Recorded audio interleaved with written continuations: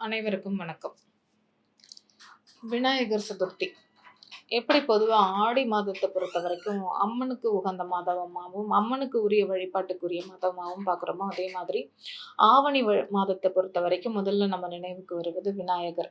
ஏன்னா அவருக்கான வழிபாடுகள் மகா சங்கடகர சதுர்த்தியாகவும் விநாயகர் சதுர்த்தியாகவும் அவருக்கான வழிபாடுகளை செய்யறதுக்கு ஒரு சிறந்த மாதமாக இந்த ஆவணி மாதம் எப்பவுமே இருக்கு.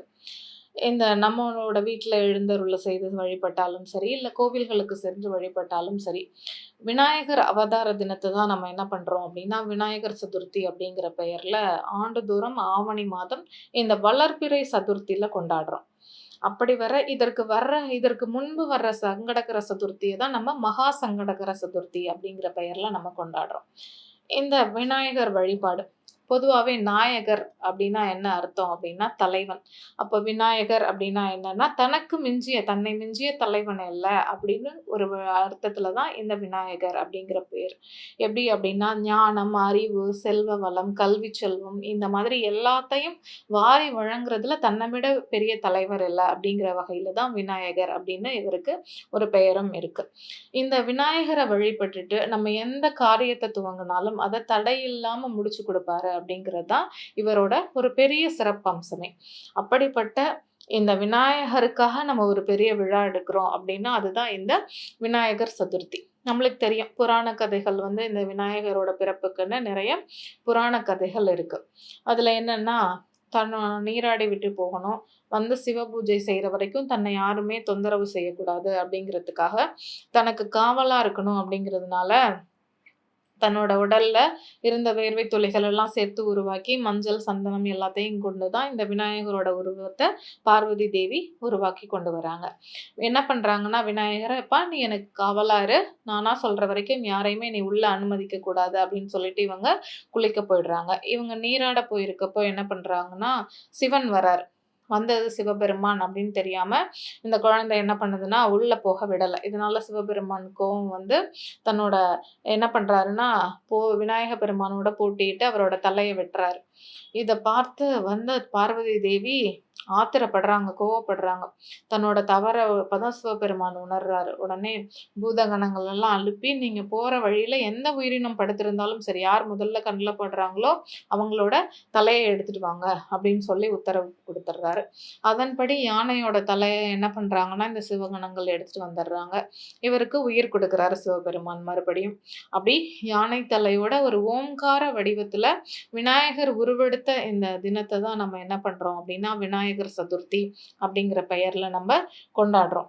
இந்த விநாயகர் சதுர்த்தி அன்னைக்கு மக்கள் இவரை களிமண்ணால உருவம் செஞ்சு அவரை என்ன பண்றாங்கன்னா ஒரு பலகையிலையோ மணப்பலகையிலையோ அவரை எழுந்தருள் வீற்றிருக்க செய்யறாங்க. அவருக்கு எருக்கம்பு மாலை, அருகம்புல் சாற்றி அவருக்கு விருப்பமான அவல், பொரி, கொழுக்கட்டை, சுண்டல், மோதகம் இந்த மாதிரி அவருக்கு பிடித்தமான நைவேத்தியங்களை வச்சு இந்த விநாயகர் சதுர்த்தினால வழிபடுறாங்க.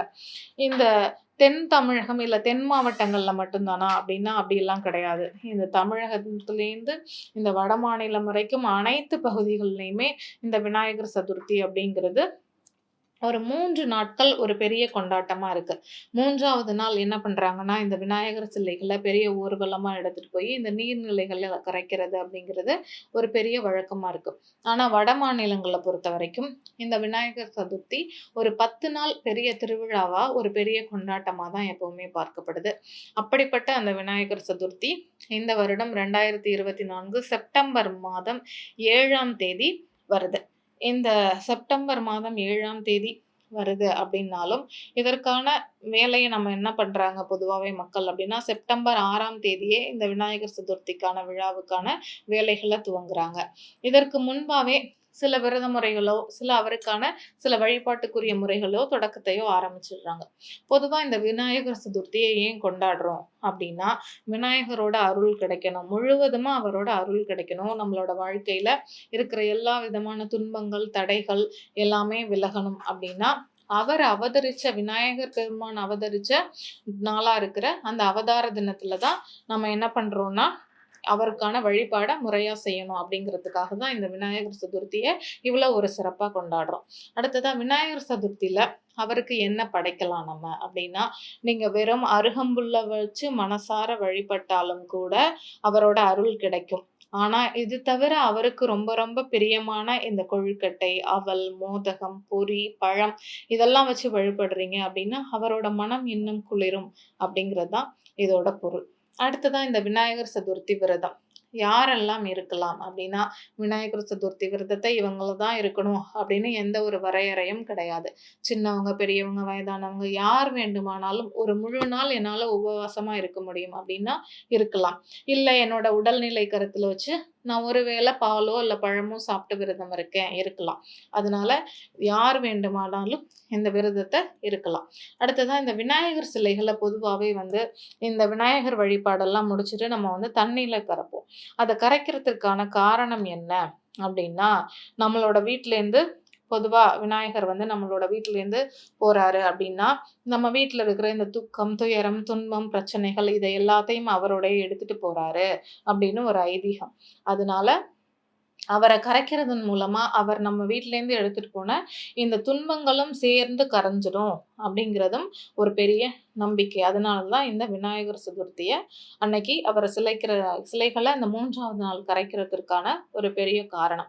அதே மாதிரி இந்த விநாயகர் சதுர்த்தி அப்படின்னாலே இதுக்குன்னு ஒரு ஸ்பெஷல், இதுக்குன்னு ஒரு நிறைய சிறப்புகள் இருக்கு. அத அவ்வளோ எளிதா நம்ம வந்து வரையறைப்படுத்தி முடிச்சிட முடியாது. முதல்ல இந்த விநாயகர் அப்படிங்கிறதுக்கு பெயர் காரணம். வி அப்படின்னா என்ன அப்படின்னா, இதற்கு மேல் இல்லை அப்படிங்கிறது தான் இந்த வி அப்படிங்கிறதோட பொருள். அடுத்ததா நாயகர் அப்படின்னா தலைவர் அப்படின்னு அர்த்தம். இதற்கு மேல பெரியவர் இல்ல, இதற்கு மேல தலைவர் இல்ல அப்படிங்கிறது தான் இந்த விநாயகர் அப்படிங்கிறவரோட முழுதான பொருள். அதனால தான் இவர முழு முதற் கடவுள் அப்படின்னு முதல்ல நம்ம சொல்றோம்.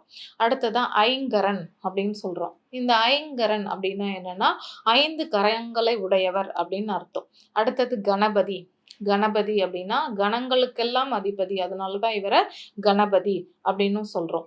இந்த கணபதி அப்படிங்கிற பெயருக்கு என்ன பொருள் அப்படின்னா, க அப்படின்னா ஞானத்தை குறிக்கிறது. அடுத்ததா இந்த ந அப்படின்னா ஜீவர்களோட மோட்சத்தை குறிக்கிறது அப்படின்னு பொருள். அடுத்ததா பதி அப்படின்னா தலைவன் அப்படின்னு பொருள். அதாவது கணங்களுக்கெல்லாம் அதிபதி இந்த கணபதி தான் அப்படிங்கிறது தான் இதோட பொருள். அதனால தான் விநாயகரோட எல்லா நாமங்களும் வேற வேற அர்த்தங்கள்ல அவரோட பெயர்லயே ஒரு மறைவான ஒரு விளையாட்டு பெயரா நம்மளுக்கு ஒரு விளையாட்டுலயும் கூட பெயர்லயும் கூட ஒரு விளையாட்டோட எல்லா விதமான பெயர்களுக்கும் பொருளோட விளங்குறவர் இந்த விநாயக பெருமான் தான். அதனால அப்படிப்பட்ட என்ன பண்றாங்கன்னா, இவரோட ச இந்த அவதார தினத்த தான் நம்ப ஒரு பெரிய அளவுல விநாயகர் சதுர்த்தி விழாவா கொண்டாடுறோம். அப்படிப்பட்ட விநாயகர் சதுர்த்தி இந்த வருடம் செப்டம்பர் 7ஆம் தேதி சனிக்கிழமை வர இருக்குது. அப்படிப்பட்ட இந்த விநாயகர் சதுர்த்தியில அந்த விநாயக பெருமான் உங்களுக்கு சகல விதமான அருளும் உங்களுக்கு கொடுக்கட்டும். உங்கள் வாழ்க்கையில நீங்க நினைக்கிற எல்லா விதமான செயல்களையும் உங்களுக்கு இடையில எந்த சிக்கல், எந்த இடையூறும் இல்லாமல் உங்கள் வாழ்க்கையில இருக்க அனைத்து துயர்களையும், துன்பங்களையும் நீக்கி அவர் உங்களுக்கு ஒரு சிறப்பான வாழ்வையும், அருளும் கொடுக்கட்டும். நன்றி. வணக்கம்.